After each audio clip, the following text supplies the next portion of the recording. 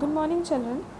In the last session, we read about the second important component, that is the direction.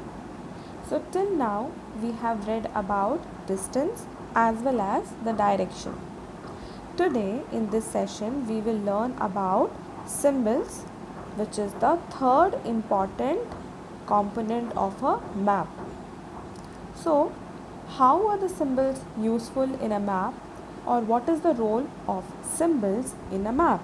We will read in this paragraph. It is the third important component of a map. It is not possible to draw a map, the actual shape and size of different features such as buildings, roads, bridges, trees, railway lines, or a well. So, they are shown by using certain letters, shades, colors, pictures, and lines. These symbols give a lot of information in a limited space. With the use of these symbols, maps can be drawn easily and are simple to read.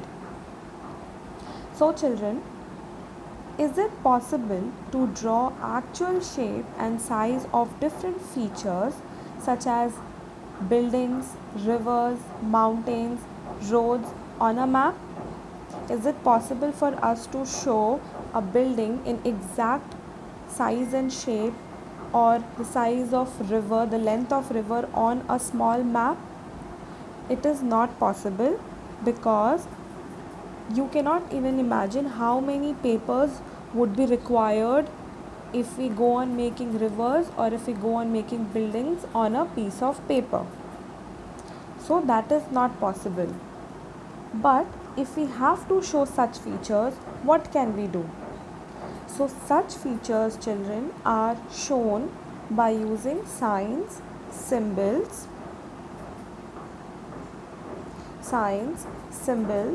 letters, shades, colors, pictures, and lines. So these are few things.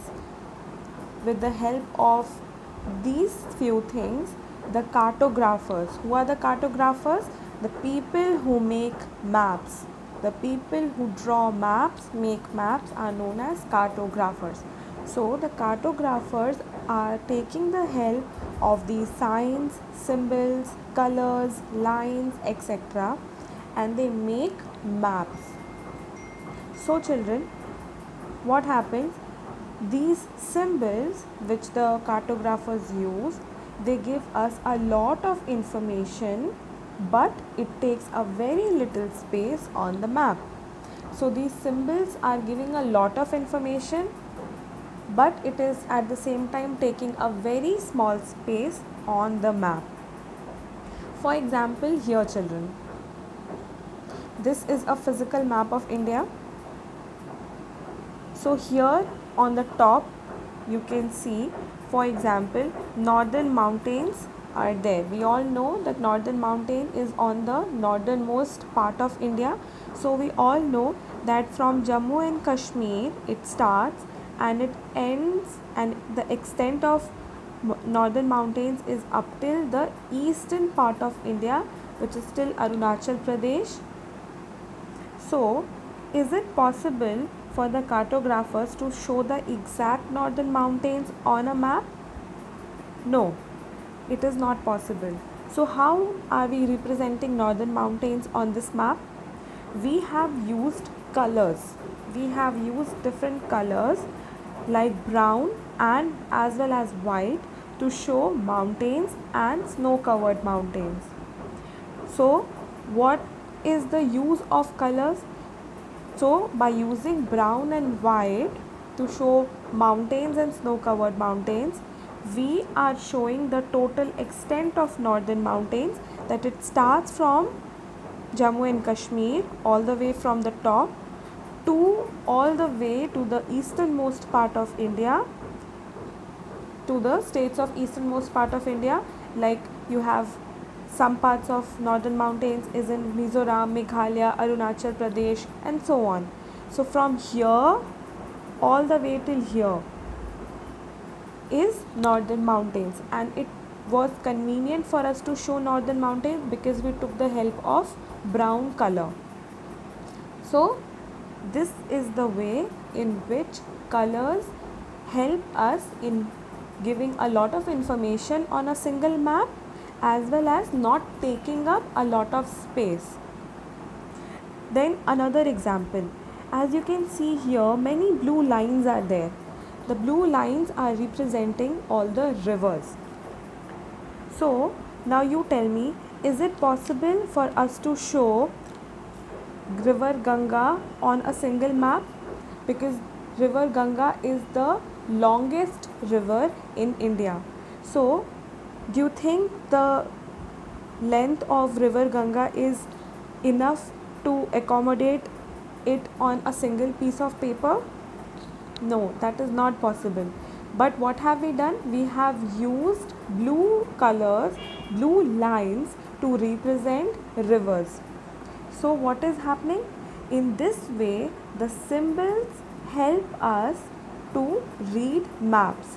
So we know also that here river Ganga is flowing, and we know here there are plains, in between there are plateaus. So this is what happening.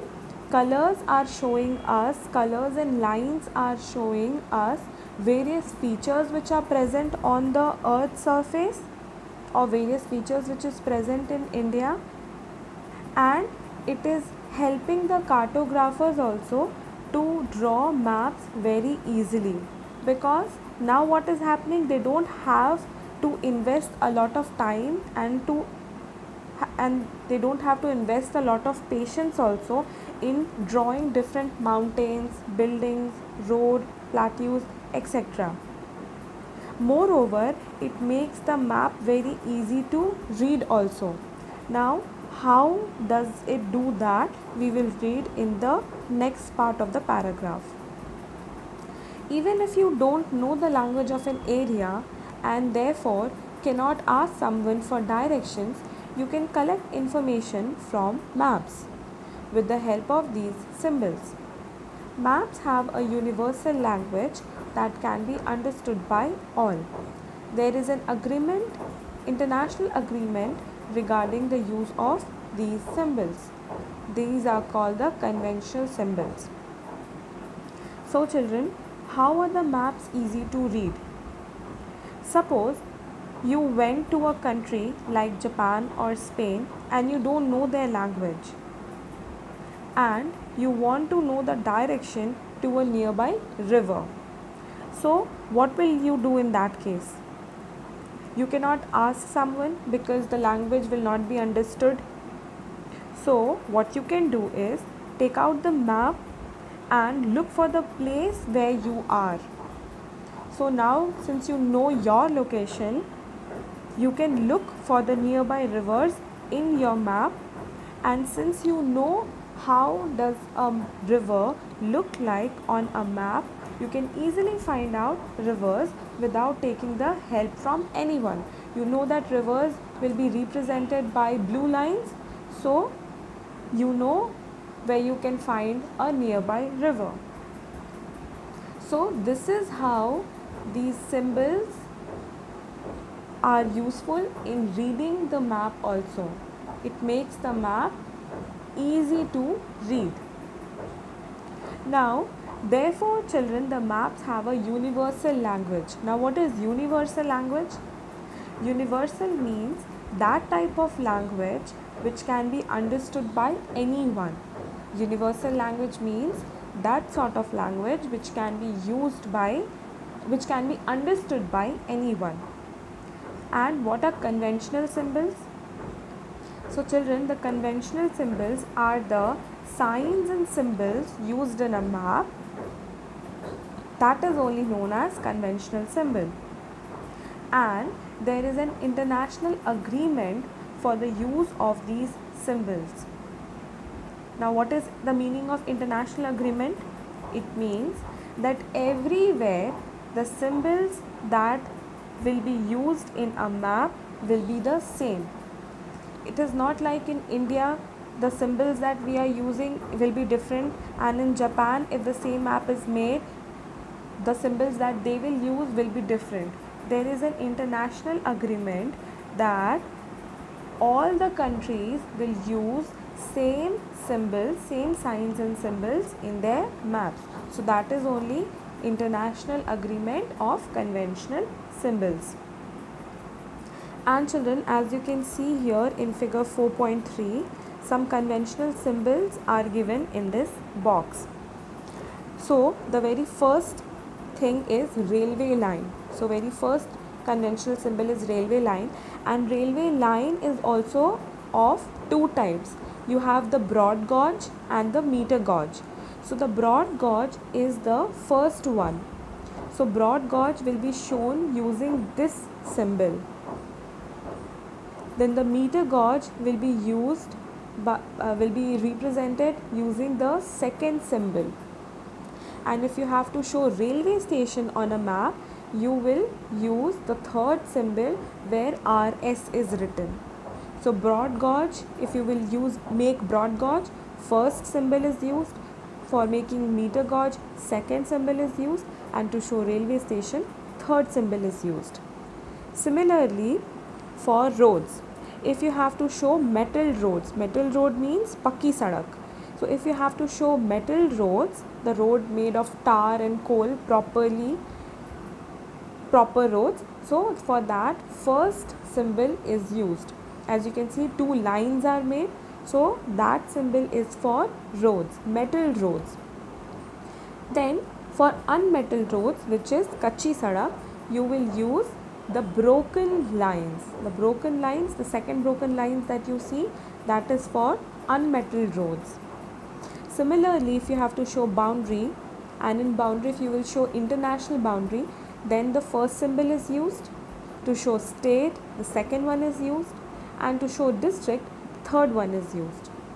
So this is how conventional symbols are shown. This is the signs and symbols of different conventional symbols.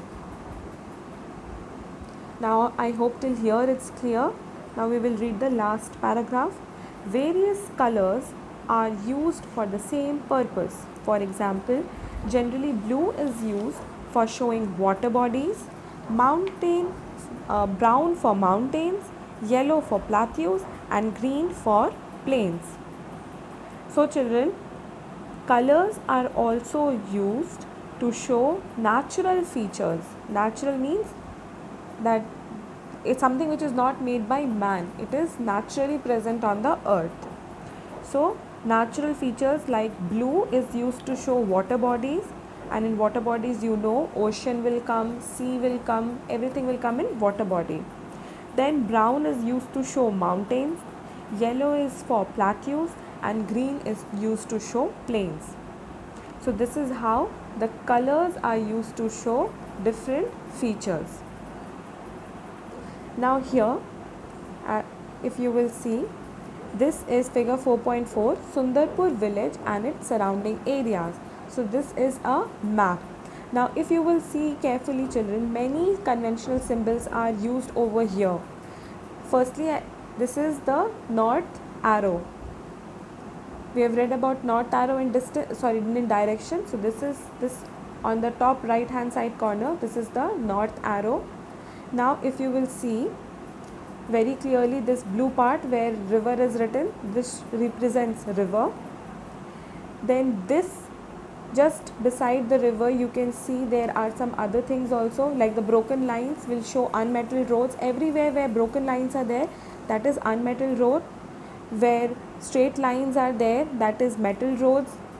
Then you can also see railway station is there. There is a bridge, settlements is there. The green things are used to show the trees. Then there is school. PTO is post and telegram office. PSS police station. Then you have a mosque, a temple. So all these things are used to show, all these things in a map, in this map is used to show the different symbols.